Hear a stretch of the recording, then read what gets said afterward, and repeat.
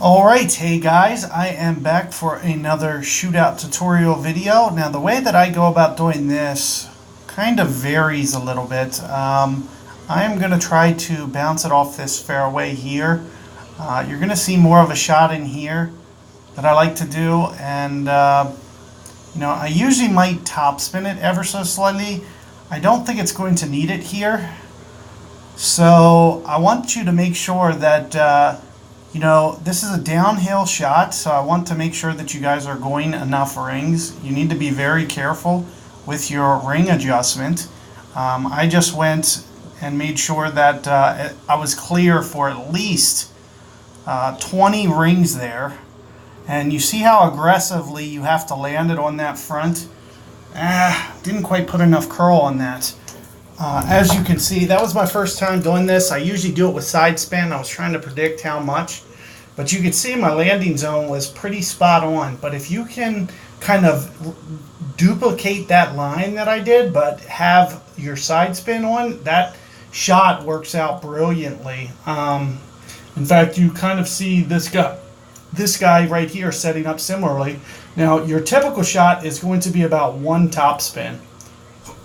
And here you see him going about one top spin. Like I mentioned before, make sure you're going enough rings to account for this one. You could see my landing zone was good. I just didn't have that side spin. I should have curled it more. But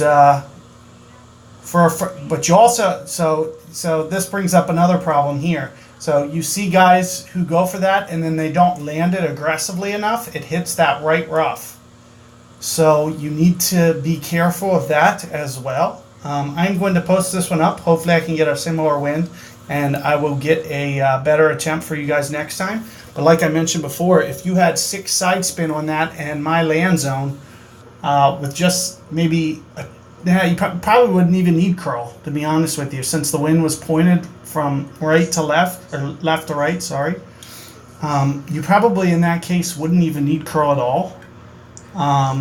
So keep that in mind. Just make sure that when you're playing that, you're accounting for a couple extra rings. So for instance, you could see where my max zone was. I made sure that 20 rings on that 17 wind was covered for in the fairway.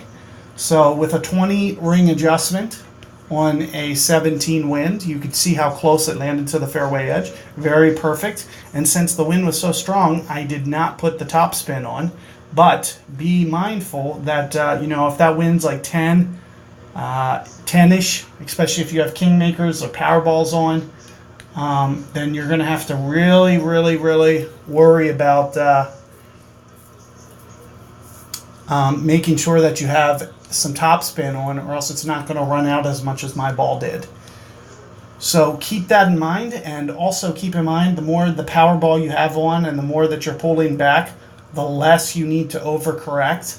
So you saw me, account for 20 rings on a 17 mile per hour wind, for example, but if the winds were half, you'd only have to add like an extra ring. So say it was like a 10 wind, you just probably need to make sure that like 11 rings or 11 to 12 rings was covered in fairway where your landing zone would be.